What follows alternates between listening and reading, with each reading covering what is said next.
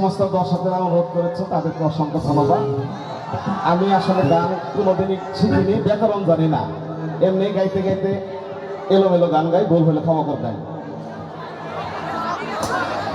এই বুকেতে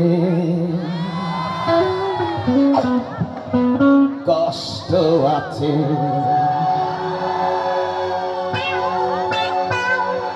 আছে শুধু জ্বালা জ্বালা জ্বালা। আমার গল্প শুধু আমি জানি, জানি না তো বলা বলা বলা। যেন চৈতিরতে পুরে জীবন আমার, আসে না সুখের বৃষ্টি।